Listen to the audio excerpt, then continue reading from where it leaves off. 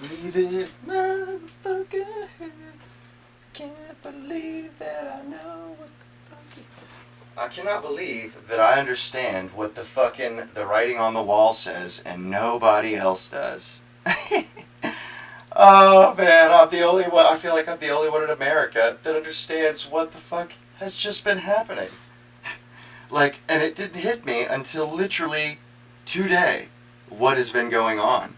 It's incredible. I mean, it truly is incredible to all of a sudden to understand what in the hell is going on while everybody else is puzzled and just like, what the fuck what does this mean? It's pretty legit, to be honest with you. What in the fuck? Yeah, there we go. How do I change it? Okay. Oh, okay, it's got my, okay, it's got proper name. Good. I just wanted to make sure. Anyway, we're gonna watch this, Tucker Carlson, interview again. I was a dumbass when I watched it before, and I didn't have the sound on like an idiot. And then I recorded a video, and my MacBook, somehow it got corrupted or something. As soon as I cut it off, boom, it disappeared. 30-minute long video explaining the whole fucking situation. I spent about 10 minutes fucking cursing my goddamn laptop out, you know, straight up. But I'm not gonna lie, guys. Big shit just is happening right now. Big shit is happening right now, and it really this is a watershed moment. Hang on, I'm just touching up a video title right quick.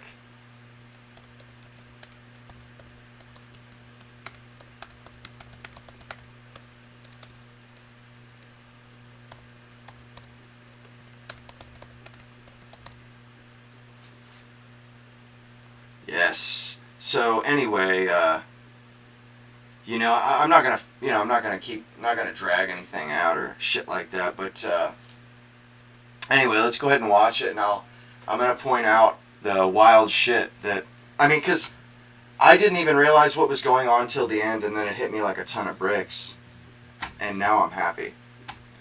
Now let me set the stage first here, because this is truly special. Tucker Carlson, along with Marjorie Taylor Greene, along with I forget the guy that they were talking about that Nick endorsed, and the guy turned around and fucked him. Anyway, oh shit. Yeah, anyway, they've been smearing him for 10 years, you know, and Nick's like Donald Trump. He hasn't changed a bit.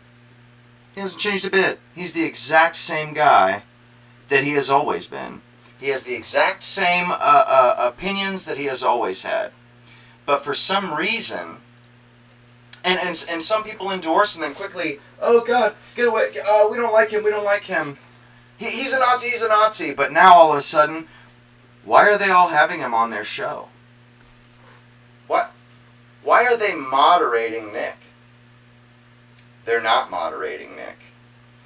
They aren't. Something changed in us all when Charlie Kirk died. Because Nick wasn't the right person before Charlie Kirk died. Charlie Kirk dying made him the leader that we need him to be. That, all of a sudden, everything came together when Charlie Kirk was killed. It all came together. And now Nick is the right person to lead this movement. Now Nick is that person. Because like he said, we cannot do half measures right now, ladies and gentlemen. This is not a time to be hot nor cold, or this is not a time to be on the fence, being lukewarm. Right now is the time to make serious decision, or to be serious about it. Get serious, get real. Now, why in the hell? Okay, here we go.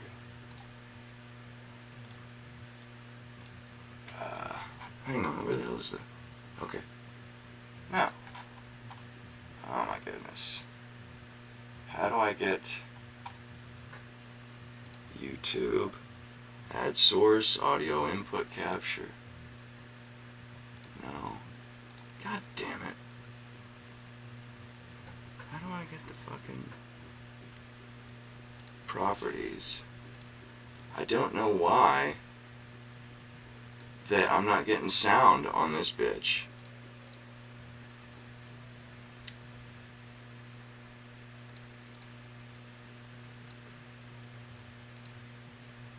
That's so fucking weird.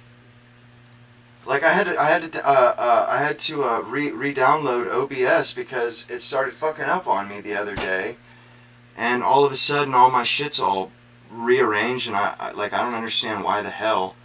I guess maybe I don't have desktop capture set or some bullshit like that. I don't know, but I have to just set up real quick the audio for this bullshit.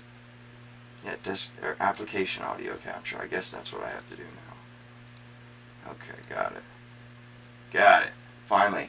But I'm going to elucidate this for you. Because that's what was popular at the time. If you went online in the mid-early 2010s, hey, that's all the conservative content there really was. That was the most extremely online type libertarian stuff. Economics. Well, basically kind of the remnant of the Ron Paul Revolution. The Young Americans for Liberty, PragerU, which kind of skews a little more, I guess, conservative, but very basic, small government, individualism, libertarian type stuff. So you watch PragerU videos? Oh, yeah. I was in the Prager Force. What's that? It's a Facebook group for college kids, and they promote the PragerU videos. I'll give you guys a hint, though. And high school so you really were a product Ben of the moment. Shapiro Absolutely. is an Israeli foreign agent. And how'd you feel about Trump? Well, initially, I didn't like Trump. He's not an When American. the primary started in 2015, I considered him to be a statist, Not an American which at sounds so all. ridiculous now. Nick's been No, right a lot of people thought 100%. that. Yeah. Have you ever heard Ben And I was a Shapiro libertarian, so I saw him as say a big that he government, disagreed with Israel? 1990s liberal. When he was asked Or about with healthcare, he anything said, they do? well, we'll take care of everybody. And I I've heard said, Dave I'm a Rand Smith Paul guy, Ted disagree Cruz with guy. Those were people kind of my people that, back in 2015. You like Ted they're with Cruz? I was a Israel. cruise I've missile. heard Glenn Greenwald Does Cruz know that? disagree with I don't think so, Israel, no. I was but actually I've on his never campaign. heard Ben Shapiro You were on the Ted agree Cruz with campaign? Israel. I don't know if I was on the campaign, but I does that door strike knocked you in guys a as little kinda village odd? in Chicago, Because, McKinley Park, even an for Ted Cruz. American, No way. even us In as the Illinois Americans, primary. I don't agree with everything America does. The only reason why I can think that somebody would never disagree with a country is if they were they were a part of the government. That's the only reason I can think of, ladies and gentlemen. Ben Shapiro is a fucking foreign agent. This son of a bitch is not an American. I guarantee you, before this decade is over, he will no longer be a resident of America. That is a fact. I guarantee. He only spends 6 months here out of the year anyway. The dude ain't even, he's not an American. And I get it. He's trying to get, they see us as a dying ship that they're trying to extract resources from before we're gone.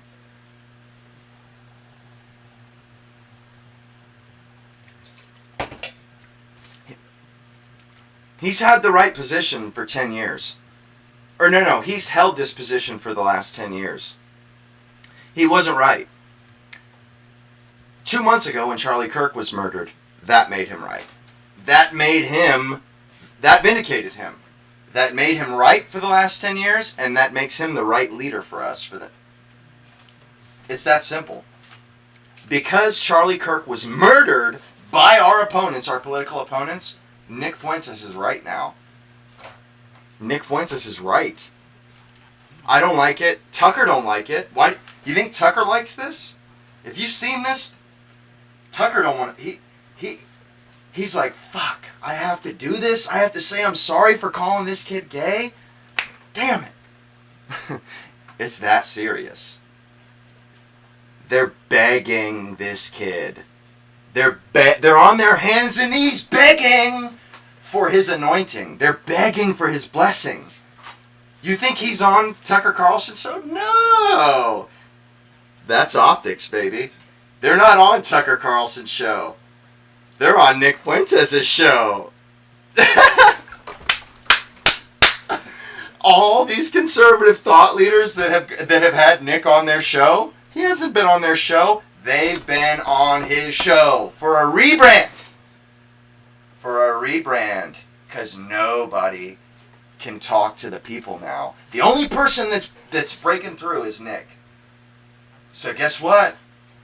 You either, if you can't beat him, join him, as they say, correct? If you can't beat him, join him. Nick is fucking right. Tucker knows it. Tucker knows it or he wouldn't have him.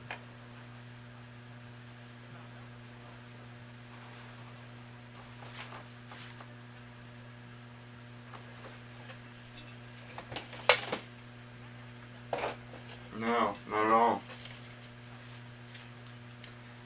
For anyone that saw that, or you know what? I'm gonna fucking, hang on.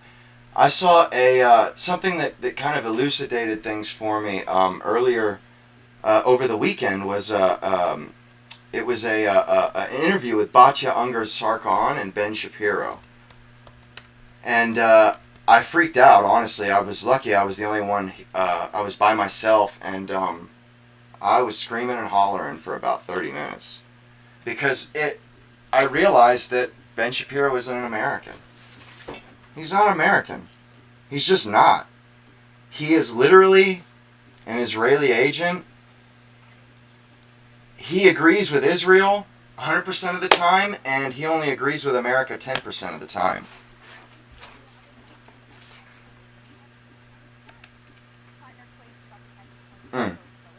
Damn it. Oi. Why is it?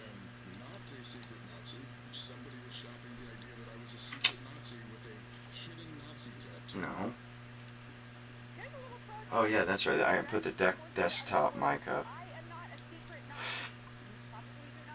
In the United States Senate, Plattner then hightailed it to a tattoo parlor to have. There we go. Stupid ass motherfucker. The right had I'm gonna break it down here. The I'm gonna have to condense this later, obviously. It's true that Vice President J.D. Vance refused to condemn the young because J.D. Vance sees the fucking writing on the wall. So does Matt Walsh. So do I. So does Nick. So does Tucker. Republicans readily it's the neocons that don't see it. He's no longer being nominated a White House official. Nick Fuentes is going to be our president. That's a fact. That's a fucking fact, ladies and gents. Bernie Sanders is standing by him. And I'll fucking ain't nobody gonna talk me out of that. And I don't like it. I didn't watch Nick Fuentes until after Charlie Kirk died. Perfect. Others were more clear. Progressive journalist Crystal Ball tweeted, "For me personally, I'll take a candidate with a regrettable tattoo over one who has steadfastly supported genocide." If you're being killed by your enemy, progressive movement for someone with a tattoo. If you're being killed by your enemy, and then their politicians come out and say, "I want to see my opponent's kids killed in front of his wife," what does that suggest to you? And God damn it. See, they're telling us, "Hey, conservatives, you should, we know that, the fuck? There it is. We know that, that the left is killing you." Yep.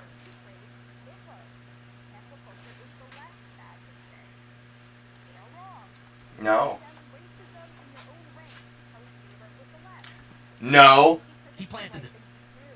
No, you're stupid, Batya. You're stupid. When you're being fucking murdered by your opponent, you fucking team up with everybody else that agrees with you. When your opponent is butchering you in broad daylight, you don't subtract from your fucking faction. The only reason why somebody would say that is if they're not an American. Is if they don't give a shit about the conservative movement in America. That's the only reason why you would do this. They're saying commit suicide, conservatives. Because they joke in a group chat. They're joking in a group chat. Edgelords, bitch? How about edgelords? How about people trying to fight for their fucking lives, you stupid cunt? You fucking cunt. Fuck you. And that's what you're doing. That's what you're doing. This shit was so crystal clear. It just fucking hit me like a diamond bullet right in the fucking forehead when I watched this.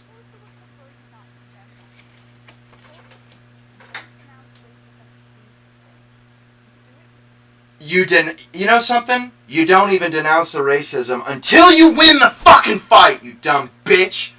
Did we not Wait until after World War II before we cut ties with the Soviet Union?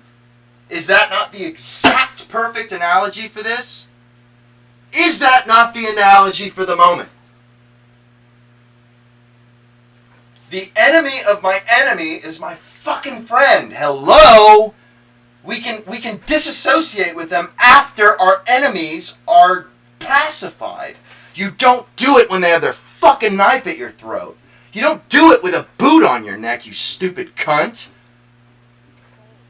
Fuck you and your bullshit. Go fuck yourself. You know what? I want to be here to face myself in the mirror. The fucking gall this takes. The gall this takes. Like he said, big week for Nazis in America. This story with Plattner. What the fuck is going on with this shit? Maybe he knew it was a Nazi tattoo. Maybe he didn't. I think I would be a lot less offended by the whole thing. Why is this shit not fucking... Defending him now, didn't spend the last decade calling people like you and me and anybody else in the MAGA movement Nazis. Why in the hell? How have you experienced this whole story? I mean, I think that the funniest part of this is that many of the people who are somehow defending Plattner... Okay, I guess I'm just gonna have to go fucking, By the way, if you get a giant tattoo no. on your chest, and that was pretty big... I guess I'm gonna have to go ahead and just do a fucking, a browser, or a display capture. It's fucking ridiculous. Are the same people who are perfectly willing to condemn as Nazi, like the Israeli Defense Forces, who are fighting actual, honest-to-God, modern-day Nazis. No, they're not. No, they're not. You can't fucking compare a ragtag bunch of camel fuckers with Nazis, you stupid The truth is, I think you're referencing. You're fucking stupid, man. No, you're not stupid. You're evil. You're evil and you're anti-American, you scumbag. That's literally all there is to it. This guy is just an anti-American scumbag. On the left, it exists on the right. I think the right has been better overall at condemning it and calling it out. But there is a sort of edgelordism. No, it isn't. If wanting to live till tomorrow is edgelord, then I don't. Then I'm an edgelord. That there is a lot of trash. I'm an edgelord. Kind of if that's the deal. So I am an there is a edgelord. big debate happening on the right about how to handle it. Some are saying, like you have said, look, wherever this trash rears its ugly do head, exactly what we did in World War II. We fought the war, won the war, and then we cut the Soviet Union off. You don't fucking disassociate with your allies before the war's over, you fucking dumbass. Like, these people are shooting us in broad daylight. On your side or the other side. Others have made the argument that no, there are no enemies to my right. Jews would not be alive today if we disassociated from the evil Soviets in World War II. Basically, we should have a more tolerant view towards it. Explain to us that how stupid you are. And why it doesn't fly in the face of the exact kind of principles that the conservative movement has been claiming to be building. This is propaganda. Sure, so I think this it's is really propaganda. A position that is refracted through a moral lens. We need you to keep paying for our wars. Speaking, you ought to be able to condemn bad things wherever they occur. What's bad about a group chat? Did they shoot anybody? Of your movement to the crazies. Did they shoot anybody, or did they even advocate for anybody being shot? No, they were joking around. You actually end up granting them an unearned leadership position and making them essentially immune from criticism, which gives them an upper hand. And this is exactly what happened pragmatically to the Democratic Party. That's all I know. This shit is fucking crazy. It's also bad for your electoral prospects because not really. Their people are talking about shooting us. And don't particularly What's so normie about that? To steelman the position, I think to steelman the position would be to say that if you have members of your coalition who engage in edgelordism or terrible views, so long as those views are the second worst views, you must actually side with those people in order to fight the people with those worst views. And that's sort of a coalitional argument. Now, again, I don't... is that not what we did in World War II? We fucking fought with the lesser of the two evils. That's exactly what we did. People at your company, the Daily Wire, who agree with me you about everything. You're a big believer in free speech. How do you navigate that? On the one hand, having the widest sense possible, really supporting the free exchange of ideas, and on the other hand, He's saying no. These ideas are not acceptable. Keeping the sort of pro-Hitler element out of your coalition. Pro-Hitler? How about the pro-pragmatic first of all, we should make that are trying to live tomorrow. Distinction between deplatforming and also saying that I don't have to pay. Dude, you're already irrelevant, dude. Nobody listens to you because you're a fucking foreign my company. I've never called for some of these figures to be booted off of social media. In fact, I've called for some of them who are quite egregious and who you will see it by the end of this stream. I've called for them to be restored to social media after they were banned. By the end of from this X, video, after they you were will banned see it. From YouTube. That is a far cry from the idea that I have to treat their views with any sense of decency or pretend that their views are palatable or that they have some sort of right to work for the company that I am a founder of. And that, I think, is a really silly proposition. It's the difference between a platform like a YouTube and a publisher, which is what we are. We're a publisher. We get to determine the kind of stuff that we wish to have on our website and on our property. That is it. That is a different thing. So I think that distinction makes an awful lot of difference because, again, it's not anti-free speech to criticize somebody else's free speech, nor is it anti-free speech to say that you do not wish to expend money or support on people that you disagree with. In fact, that is an aspect of free speech. I don't have to spend money on people I disagree with. I don't have to pay them, and I don't have to patronize their businesses. I don't have to grant them a slot on the network that we run. At the same time, there's a difference between that and they should be thrown in jail. They should be thrown off of these kind of generic platforms that are not supposed to take a political position. Yeah.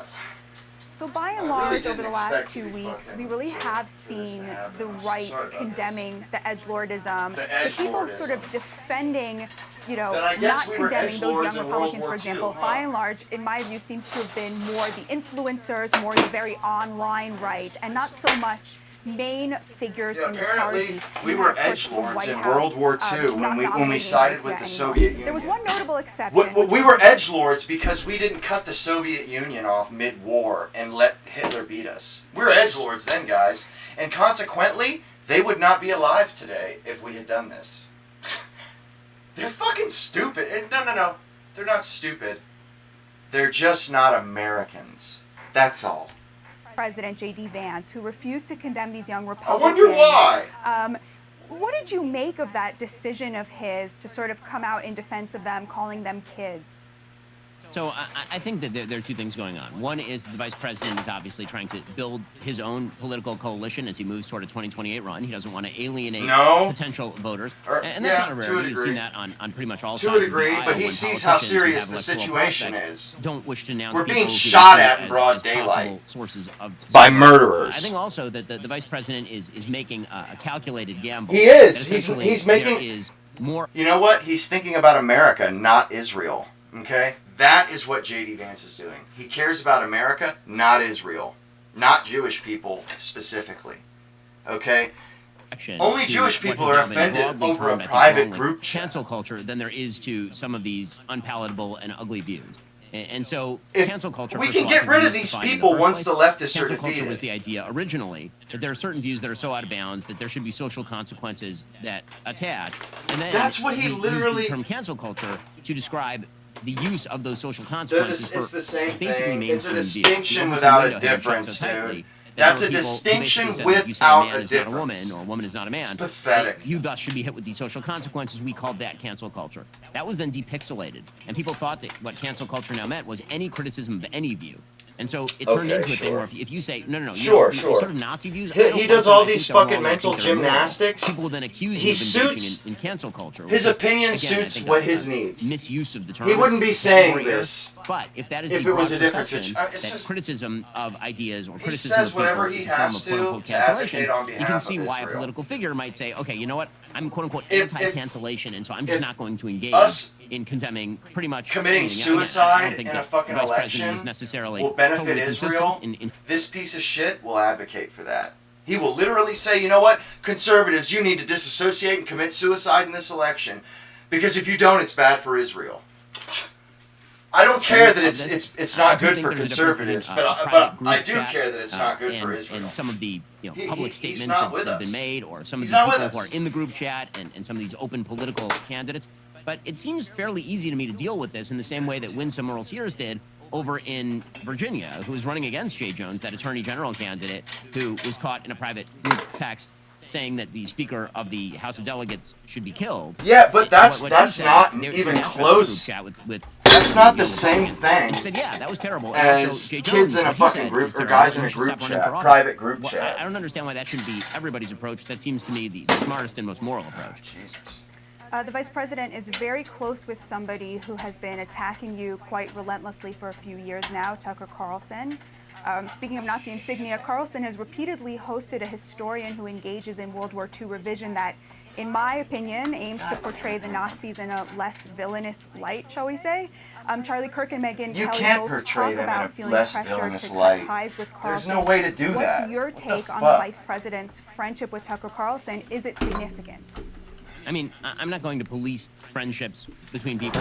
I will say that, once again, I think that when people make what are clearly ugly arguments, or when they hide behind guests in order to make ugly arguments without ever asking a single difficult question, or when they continue to use their platforms in order to promote nonsense, then I do think that people of good heart could condemn that. And that has nothing to do with friendship. I think that, you know, we all have friends with whom we disagree and who we believe hold bad views. But if we're in the public sphere and we're speaking on public policy all the time and on ideas, then I'm not sure why that should grant some sort of blanket immunity to the criticism of the ideas. I mean, again, there are people in my company with whom I disagree, and we publicly will have those disagreements and air them. And Batya, you and I disagree on a number of things, and I'm sure at some point you've criticized my ideas. I'm sure I've criticized yours. Let me ask you guys, have you ever heard Ben Shapiro criticize Israel? Nobody. I think that there is a... Have y'all ever once in your lives heard Ben Shapiro say, Israel did wrong here? Bad arguments, ugly arguments, morally specious Now, arguments. I've heard many other Jews say Israel did bad here, guys, but I have never express your opinion on everything. seen this piece and then of they shit do retreat that. to the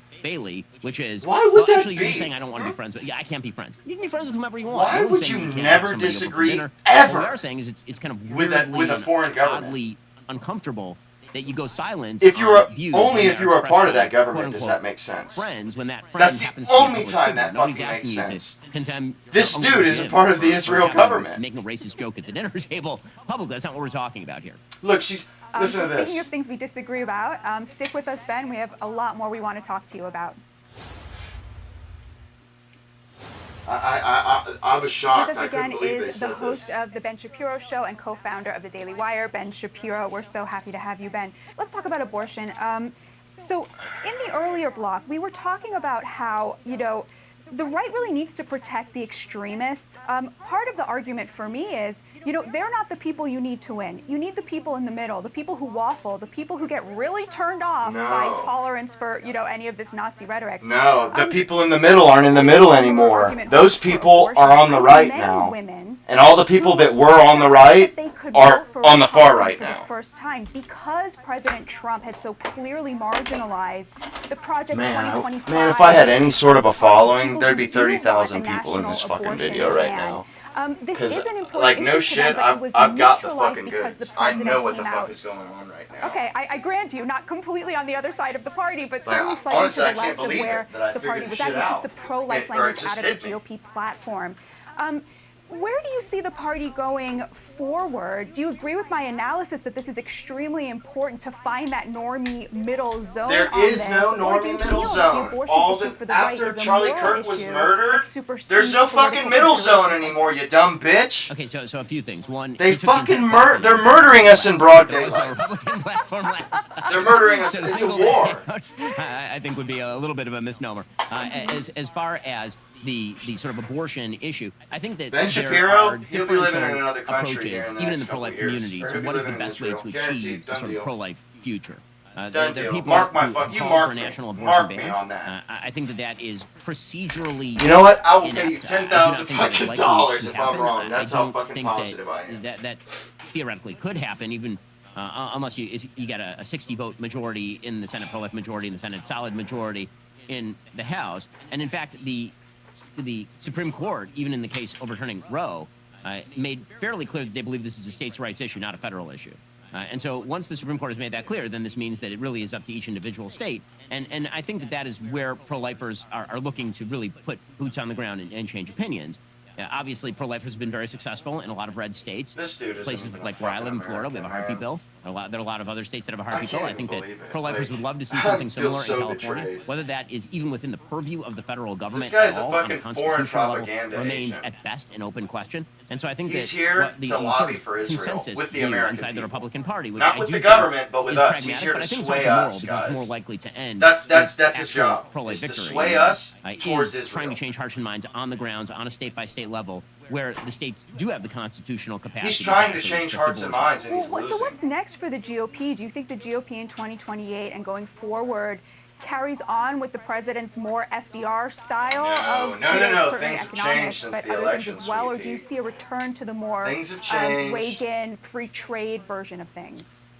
I mean, I think it depends on the economic performance. I think if the economic performance continues to be solid, there's very little domestic cost to pursuing what I would really think are sort of favoritist policies in terms of economics, because tariffs benefit one group that's pretty conciliated, or a group that's very solid at the expense of sort of a broader populace. That's what a tariff does. It's a subsidy to some at the expense of the consumption of others. Bullshit. You know, if the economy continues to hold up, then that's an easy game to play, and it's a politically lucrative We game have to play. we actually I have don't to think that that's the fucking basis of the president's success. develop I our think there's own been an attempt industry, to read and we into can't do President that Trump's if they're conciliated flooding our success fucking a market. referendum on We sort can't of do it. economic policies. When in reality, I think the reality is that Trump's success is due to Donald J. Trump, in the same way Bullshit. that Barack Obama's Bullshit. success was due to Barack Obama. And anybody who sort of This just guy, copy-pastes he's an his idiot. policies and then hopes to remake his coalition. No, I think yeah, is his bound to fail. policies are going to be This is, old I news think in my 3 biggest years. sort of That's point of guaranteed. warning These for the will vice be old president news. is that every politician has to have their own coalition. And Yeah. you can't just remake the coalition of the politicians. Yeah, why would Hillary we Clinton want tried this with why Barack would we Obama, want it didn't Donald work. Trump? And the vice The president data is has incredibly changed. charismatic. He's really good at his The job. data has He's changed. obviously We're gonna incredibly want bright. something different in But 3 if he years, thinks that he can just guaranteed. kind of take the Trump coalition No, and he's remold not it gonna and do then that. just push out the same Nope. coalition, I don't think it works that way. No. And I think that you really do, doesn't. as a It's politician, not going have to. to figure out who you think your coalition is and then work that coalition to a majority. This coalition is going to be So you against are a person who calls Israel. balls and strikes on both sides. Did you? That's what pissed is me your off. reaction to Did this you fucking report hear that the shit? president is seeking $230 Balls million and strikes? from the DOJ as recompense for all Let me of ask you guys. the lawfare.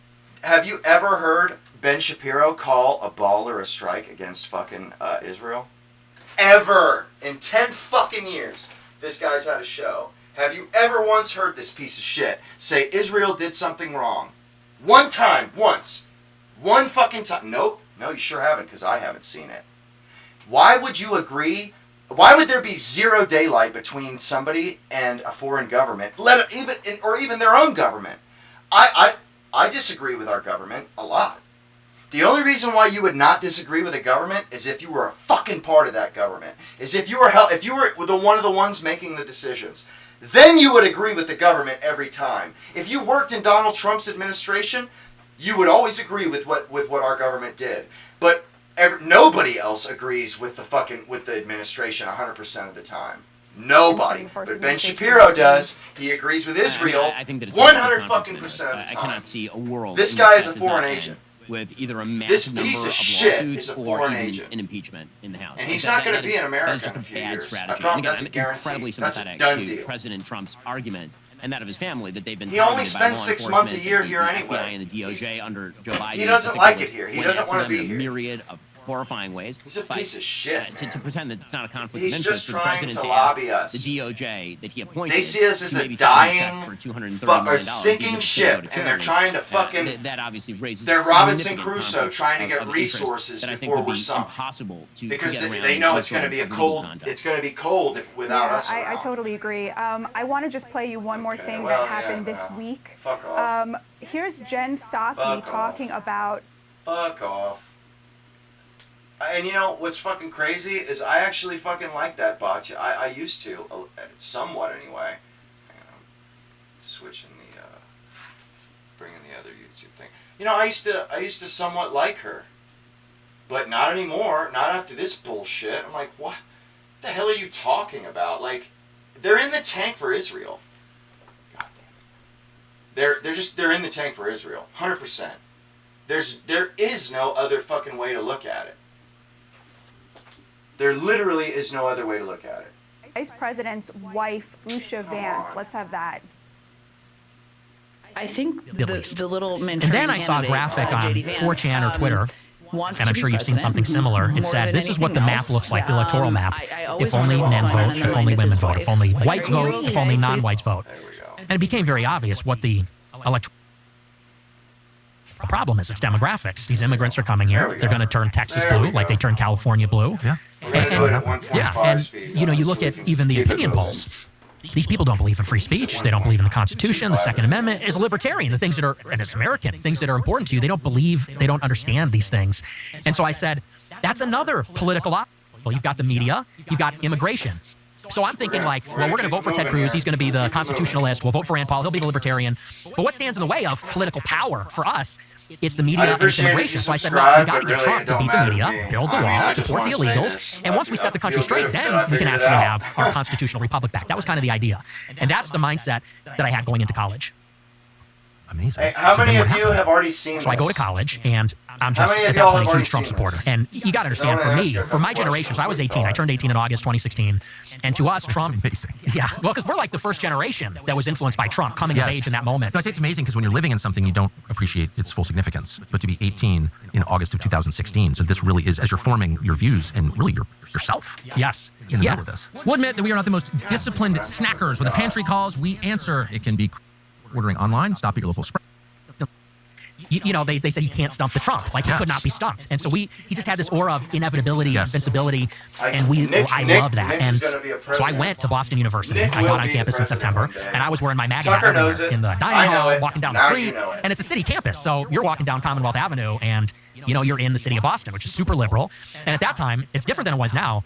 People were getting fired for wearing MAGA hats. People were getting punched in the face. It was like being a Trump supporter it was out there, actually, back then. It was controversial. It was controversial everywhere, not even, you know, just in liberal Boston. Because I was wearing my hat everywhere, and I was just getting accosted constantly. In the dining hall, people come up and yell in my face. Some black girl in a hijab ran up to me and said, you know what you're supporting, you're racist. And I'm trying to get my pizza, you know, I'm trying to get my oatmeal or whatever. There's only one way this was happening constantly. And so I was going down on Twitter, and I had a small Twitter account with my real name and face, and I had, you know, maybe 200 followers, and I'm posting about my experiences. And I caught the attention of a lot of people on campus for wearing the hat, for posting on Twitter, and they found my. We've only been there like a month, last weeks, Tucker 2 months maybe 3 ago weeks. Called him a little queer from that and I catch the attention of my peers, and they start going at me on Twitter and giving me death threats. We're going to kill you. How dare you? If I see you, I'm going to beat your ass. That kind of thing. And this was my first experience with this. You know, now we're all kind of desensitized to it, but that was my first run-in with you know, this intensity from the left. So I file a police report. I get real nervous, and you know, when you're a student, you can't really avoid other people. You're in a dorm room. You're in the, you know, so you're vulnerable. And anyway, long story short, so one of these guys from the campus libertarian group, Young Americans for Liberty, he reaches out to me and says, hey, I'm not going to say his name, but he goes, I go to a school in Boston. I'm from YAL. He said, and I'd like to set up a debate with you and one of these people that's been giving you a hard time on campus because they were doing a lot of events. And he said, that's something you're interested in. I said, absolutely. And so he goes around and he asks some of the bigger people that are antagonizing me on Twitter, and everybody says no. And he goes, yeah, no one's going for it. I said, well, can you try again? Can you? And so he finds one guy. And it turns out to be the student body president of the whole university. And you only do that when senior, you need this liberal douchebag progressive. You don't do that when you don't need somebody. And he's the student body president of the student government there. And so we set up the debate. It was about a week before the actual election. I think it was end of October, beginning of November. And they hold it in this auditorium in the center of the campus. And like 300 people show up. So it turns into like this huge, and they're all liberal. They all hate my guts. They're heckling me the whole time. They're yelling at me. We do this debate about Trump versus Hillary. Nick so I'm there, and I'm pro-Trump, and I say, you know, I think Trump's going to win, and I'm straight up like ripping the Ben Shapiro talking points. I'm saying, you know, it's got everything to do with culture and nothing to do with race, and diversity's a problem and all this. And I decisively win the debate. It's like not even close. The Red Scare. The debate wraps up, and this girl, who I think I talked to on Twitter once or twice, comes running up to the stage after the debate, and it's Cassie Dillon. And at this time, she's a fellow at Daily Wire, Ben Shapiro's company. And like I said, I barely knew her. And she comes running up and she says, oh my gosh, I live streamed this debate on Periscope on Twitter. She said, and 30,000 people watched it. And you have like 5 job offers. You did incredible. I said, wow, I don't know what to say. That's great. She goes, you're 18 years old. Yes. So it's like happening very quickly for me, you know? And she goes, do you want to do a post-game interview after the debate? I said, sure. And so she asked me about how I thought the debate went and what my views are and things like that. And, you know, very normal stuff. And then at the end, she says, I just got back from doing study abroad in Israel. She goes, and it was amazing. Would you ever take a trip to Israel? And I said, no, I think I got everything I need right here in America. And she goes, oh, okay. And she wraps up the interview. And that was a little bit of foreshadowing. And this begins a relationship, not a romantic relationship, but we become friends and we start talking. And she's plugged in, like I said, at Daily Wire. She's talking to people at Right Side Broadcasting Network, the College Republicans. I start to develop this friendship with her. And over time, she lands me this show on Right Side Broadcasting Network. And in this time, I'm really starting to lean into America first. I'm becoming more pro-Trump as time goes on. And what really stood out to me was Trump's inaugural address in January 17th. So this was just a couple months later. They call it a And in Trump's inaugural, he says famously, "A new vision will govern our land. It's going to be only America first. America first." And I said, that's me. Like, that's what I believe. I'm an American nationalist. Fully at this point. Not even a conservative. And there was one thing that happened just before that. It really struck me as strange. And I told this story before. I'm not going to spend too much time on it, but suffice to say, Barack Obama, in the lame duck period, so the Democrats lost the election, he's on his way out. There's a resolution in the Security Council condemning the settlements in the West Bank and Israel. And typically, the U.S. delegation will veto those resolutions condemning Israel. Well, Obama's on his way out. He's got nothing to lose. So the U.S. delegation abstains from the resolution, and it passes. And Fox News and all the pro-Israel conservatives are calling him an anti-Semite. They're saying he hates Jews, he's an anti-Semite, he hates Israel. And I saw that, and it struck me as strange because it seemed hypocritical. It seemed like how when conservatives would critique anything about race, we got called racist, or anything about feminism, we got called sexist. All Obama did was uphold U.S. policy on the West Bank that we've had since '67, which is we don't support the settlements. I said, how is it anti-Semitic to just be consistent on our U.S. foreign policy? Like I said, which is a Republican-Democrat consensus. And I got attacked for this. I wrote a big article about this. I tweeted about it. I tweeted Ben Shapiro. I said, I've never seen anything on the Daily Wire that's actually critical of Israel. And he quote tweets me. It's pretty incredible. And at this time, I have 1,000 followers on Twitter. How old are you? I'm 18. I'm still a freshman in college, yeah. Mm-hmm. And this is even before I started my show. And I don't know, I probably got 100 likes on this tweet. It wasn't a viral tweet. 2 months ago. He quote tweets me and says, to accuse a Jew of dual loyalty is the surest sign of anti-Semitism. And like, this is how it sort of begins. And I see this tweet. And by the way, that was on Christmas Eve in 2016. He immediately called you an anti-Semite. Mm-hmm.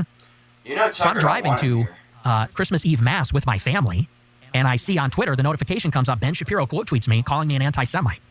And I was like, what is this? Like, why is this guy attacking me? Because I don't have a platform at this time. I'm not an influential guy or anything. And so then I put out another tweet similar. I said something like, if you're China first, you should live in China. If you're Mexico first, you should live in Mexico. If you're Israel first, maybe you should go live in Israel. And again, he quote tweets me and says, you're an anti-Semite. That same night? This was, I think, a couple weeks later. Happened a little bit further down the line. All he's here for is to convince us not to stop giving Israel aid. I was surprised at why he cared. Yeah. Because I'm thinking, how does he even know who I am or what I'm about? Why else? And it turned out that Cassie Dillon, she had texted him earlier and she wanted him to take me under his wing. She texted him after that debate and said, you really like this guy. He's amazing. He did this great debate. She goes, but he's a little too pro-Trump. He's a little too Trumpy. And he goes, I'll take a look. So I guess the two of them were kind of like grooming me in a sense. They wanted me to go maybe and be a Daily Wire, or maybe looking at me as a potential conservative activist or influencer. And so they started paying attention to me, and the more critical of Israel I was, I started to get this really intense pushback from the both of them and from a lot of the people at Daily Wire. Why do you think, so you're an 18-year-old college freshman, you're clearly talented and you're engaged, you're really interested, and you ask not crazy questions, like, what is this? Mm-hmm. And rather than explain it, they just call you a racist, call you an anti-Semite. Like, that's the first response. It really seems does like the least look effective. Well, it turned out to be very effective. Tucker is but that seems like the least effective thing you could do. Why do you think they did that? That he's making Nick palatable for us. You have to look at it not in retrospect, because hindsight is 20/20. And so looking back, you could say they made a terrible mistake because look at sort of what they provoked or what they catalyzed. But at that time, you got to consider, I'm 18 with no following, with no network. I'm coming from the suburbs of Chicago. My parents didn't go to college. I have no connections. And so for them, it was very easy that if they detected that a promising young guy was going to become anti-Israel in the conservative movement, they could crush that person easily and grind them under the heel. So they sort of were alerted, there's a precocious young guy that isn't on board with Israel. We'll keep an eye on him. And if he gets too vocal and popular, we'll cut him down, we'll crush him. They bring those seats at this time, as you know, in 2017, it's a very different time. 2016, 17, any criticism or dissent on the subject was a death sentence. You became radioactive, unhireable, blacklisted, and that's exactly what happened. And basically from then on, it was just this escalating series of blacklisting, censorship, hit pieces, rumors to try to ostracize me from the movement. And while you're a college student? Yes, as a freshman, yeah. Most coffee companies sell weakness, watered-down drinks from faceless corporations that don't care about you. Because it was this new dialectic that Trump forced. Yeah. Trump planted the seed. And the seed was America first. Yes. Yep. So once you accept that, a lot of the way we're doing things becomes impossible to support or justify. Right. The contradiction becomes apparent. It gets moved to the center, and it becomes unignorable if you're consistent. So what kind of efforts did they make to make you go away? So this is a couple of months down the line. First they would try to dissuade me from asking questions because I was friends with a lot of the Daily Wire writers, not just Cassie Dillon, but many of them were Jewish. And I would ask them point blank. I would say, so why do we give Israel all this money? $3.8 billion per year? What is that for? And they would say, well, there's a really good answer for that, but you're asking it in the wrong way. You're asking it in an anti-Semitic way. I'd say, I'm asking for the proof. What's the argument there? And so first it was the sort of, hey man, could you kind of tone it down? Maybe just don't bring that up so much. But I was persistent because at this time I was genuinely inquisitive. I wanted to know, is there an actual reason? And I was actually expecting that there was a really good reason for all of it. And the more that I read, the more that I dug into the subject, the more I found out there's a lot of these neocon Jewish types behind the Iraq War. There's the foreign aid complex, which is really unique. There's AIPAC, which is this intense foreign lobby where it's bipartisan. It seems to be the only thing that the parties can agree on. And so it just made me burn more with curiosity. So I just kept asking them. And eventually they said, you know what? We're not going to talk to you anymore. And these are my friends. I met them, went to Christmas parties with them. And all of them one day said, you're done. We're blocking you. We're never going to speak to you again. We're never going to have you on our show. And I said, wow, like this seems like inhuman. I'm struck by how impersonal this is. Like here, I thought we're friends. We're all conservatives. Maybe we disagree on one issue. Now I'm being canceled by the right. So I was shocked by this. When was this? This was February or March 2017. So you're still a freshman in college? Yes. Are you even paying attention to college at this point? No, not at all. And my grades started to suffer because I was just really focused on this.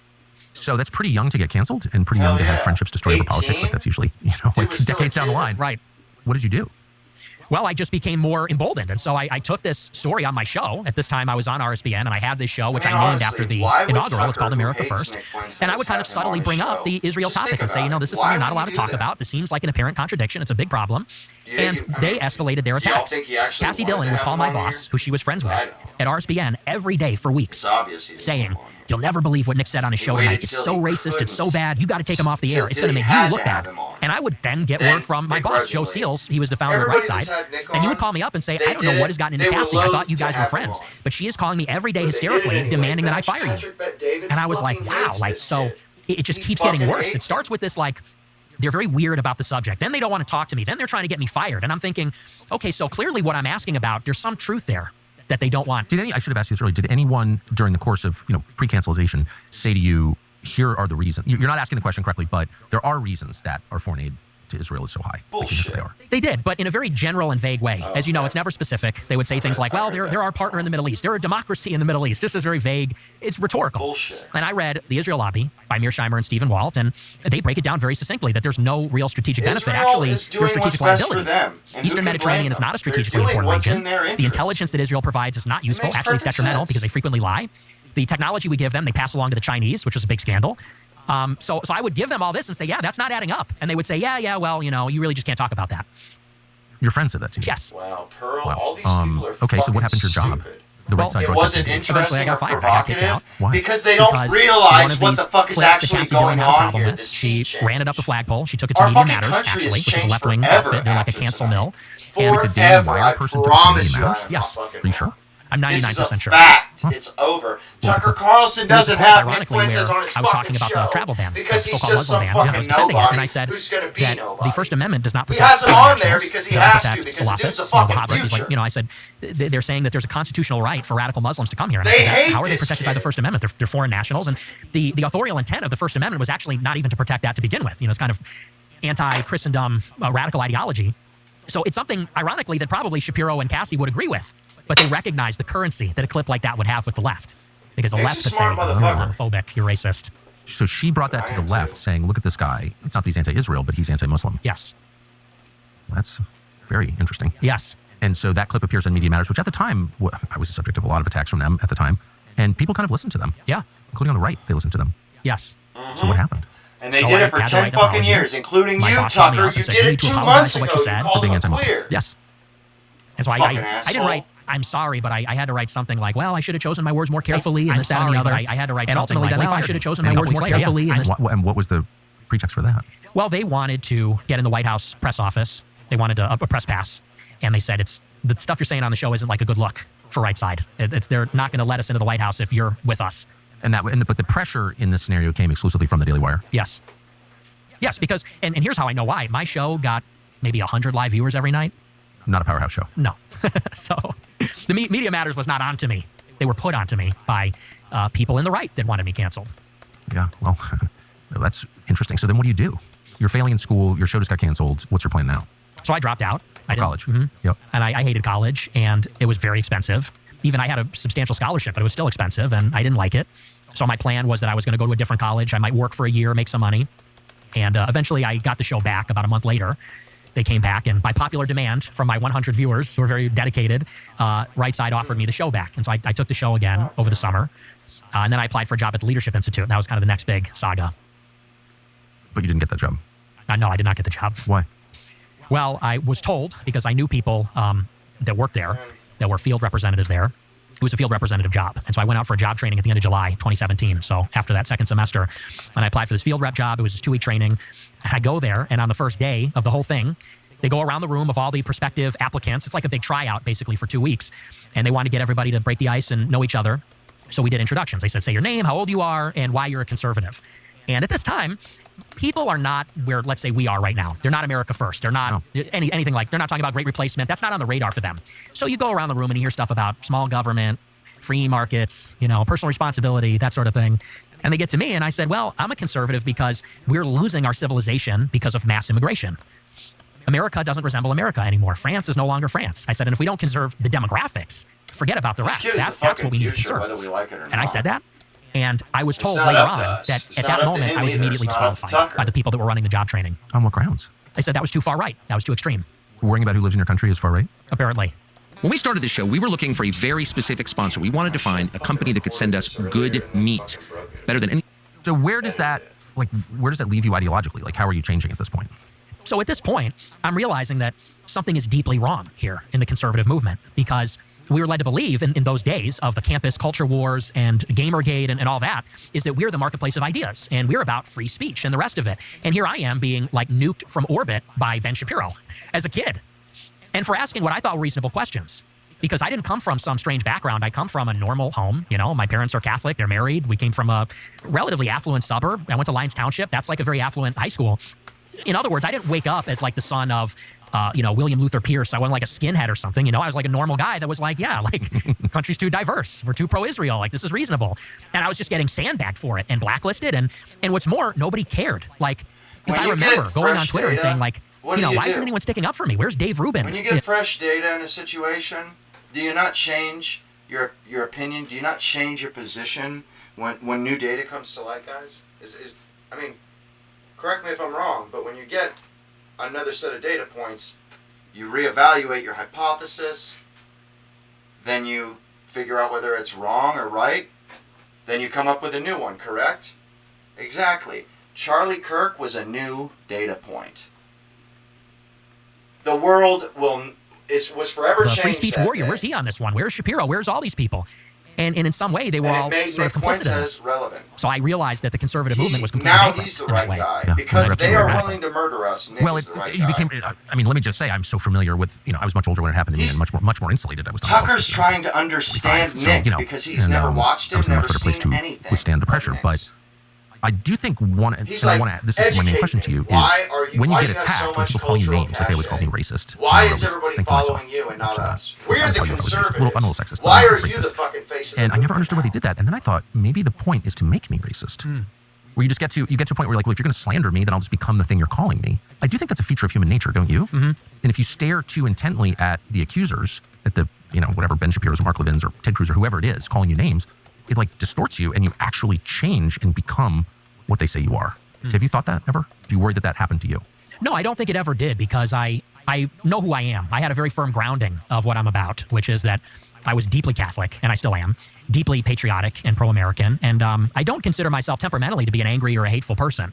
So I never, in other words, lost my center. They say this thing about you look into the abyss and the abyss stares back into you. That never really happened to me. I was frustrated. I was frustrated because I felt like I was being denied a level playing field, opportunity, and it wasn't fair. I felt like I was right, and these people that were basically hypocrites, grifters, not really conservative, they were controlling the conversation, and as a consequence, they were controlling the Republican movement. And I really perceive this as like an urgent crisis, because if we wanted Trump to deliver America first, to realize it, the Trump movement had to transform the conservative movement to reflect the victory that Trump won.